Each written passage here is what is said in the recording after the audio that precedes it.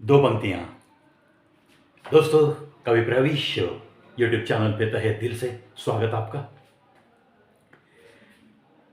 हंसता हुआ आदमी और हंसता हुआ मन,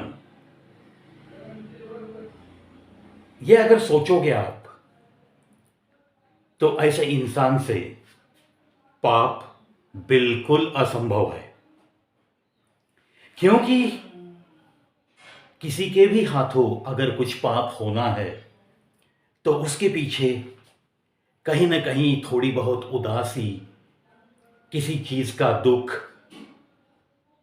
किसी चीज पे आता हुआ क्रोध या मन में समाई सी कोई घृणा, ये चीजें बहुत मायने रखती है। इन चीजों में से कोई भी एक चीज अगर दिल में है तो पाप जरूर होता है।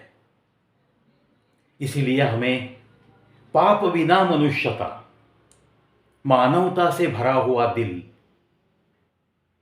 ये चाहिए। अगर ये है तो अपने आप आपका मन भी प्रसन्न रहेगा और मन हंसता रहेगा, और इसका नतीजा यही होगा कि आपके हाथों से कभी कोई पाप नहीं हो सकता। जीवन के कुछ मूल्य होते हैं। अगर कोई रोता हुआ दिखे हमें तो वहां से गुमसुम निकल जाना, ये मानवता के खिलाफ है। ये जो एक मनुष्यता से भरा हुआ दिल लेकर कोई अगर घूमता है तो इसके वो खिलाफ है। जहां जहां आपको रोता हुआ इंसान दिखाई देगा, जहां जहां आपको कोई गम दिखाई देगा, वहां जाकर आपको रोते हुए को थोड़ा बहुत हंसना सिखाना है। अगर कोई जिंदगी में थक कर, हार कर कुछ कोशिश ही करना नहीं चाहता है और वो पड़े पड़े रहना चाहता है, तो वहां भी जाकर आपको मनुष्यता दिखानी चाहिए, मानवता का साक्षात्कार उसे देना चाहिए। क्या करना चाहिए? अगर कोई गिरता हुआ दिखाई दे तो उसे हाथ देना मत भूलिए दोस्तों। अगर कोई रोता हुआ दिखाई दे तो उसे हंसना सिखाना मत भूलिए। अगर ऐसे आलम में आपने मौन रहना ही पसंद किया तो आप, ये जिंदगी जो मिली है आपको, वो सिर्फ खुद के लिए जीने के लिए मिली है।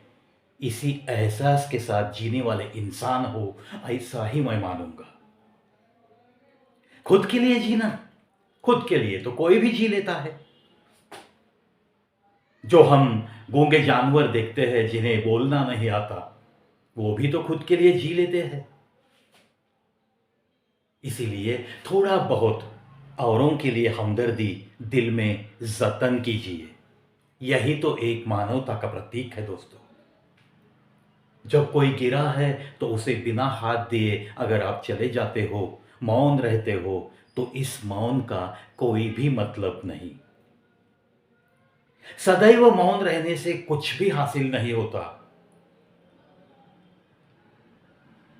मौन रहने से तो आपको यह सीखना है जिंदगी में कि कब, कहां और कितनी बात की जाए, कब मौन रहना चाहिए।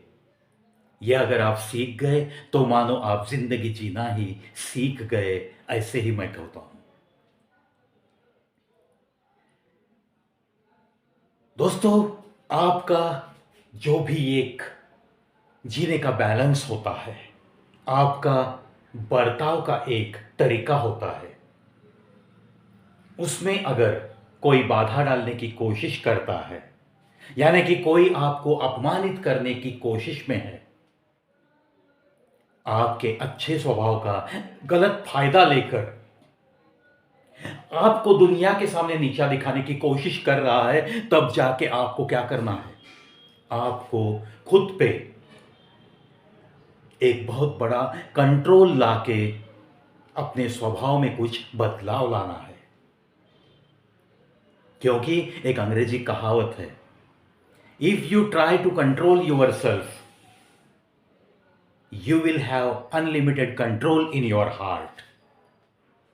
आपको फिर कोई भी किसी भी तरह से जो राह आप चल रहे हो उस राह से आपको पीछे खींच नहीं सकता। ये एक गहरी सच्चाई है दोस्तों। इसीलिए खुद पे ताबा, खुद पे एक कंट्रोल जो इंसान प्राप्त करता है वही इंसान जिंदगी में कुछ कामयाबी हासिल करता है। चाहे फिर वो पढ़ा लिखा हो या ज़्यादा कुछ पढ़ा भी ना हो, इससे कोई फर्क नहीं पड़ता। माना कि पढ़ाई के बगैर हम सच्ची कमाई नहीं कर सकते, ये बात थोड़ी बहुत सच लगती है मुझे, क्योंकि दुनिया में ऐसे अनपढ़ लोग बहुत सारे हैं जिन्होंने जिंदगी में कभी बेईमानी नहीं की, लेकिन ईमानदारी से वो बड़े बनकर दिखा के इस दुनिया में कुछ नाम कमा के, सच्ची कमाई करके और बहुत सारे इंसानों का प्यार कमाकर इस दुनिया को अलविदा किया है। जिनके पास इतनी ज़्यादा पढ़ाई नहीं थी, इसीलिए सिर्फ पढ़ाई करने से ही सच्ची कमाई होती है, इस बात से मैं सहमत नहीं हूं। चलो खुद पे कंट्रोल करते हैं और एक मानवता भरा दिल लेकर घूमते फिरते हैं और जहाँ कोई गिरा है उसे हाथ देकर उठाने की कोशिश में ज़रूर रहते हैं। अगर कहीं आंसू दिखते हैं तो वो पोंछने की या उसे हंसाने की थोड़ी सी कोशिश ज़रूर करते हैं। आखिर ये जीवन है दोस्तों, जितना हम खुद मुस्कुरा सकते हैं उसमें से थोड़ी सी मुस्कान अगर हम औरों को दे सकेंगे तब जाके ही ये जीवन एक सफल जीवन कहलाएगा। आशा करता हूँ दोस्तों ये आज का 2 पंक्तियाँ सेगमेंट आपको बड़ा अच्छा लगा। अगर अच्छा लगता है तो शेयर कीजिए। बस ये सफ़र ऐसे ही जारी रहेगा 5 साल तक, शायद 3 साल 10 महीने तो गुजर गए हैं दोस्तों। Kavipray with show, a YouTube channel with full of variety. बस it will go on and go on. बस देखते रहिए, सुनते रहिए कविप्राय विद शो।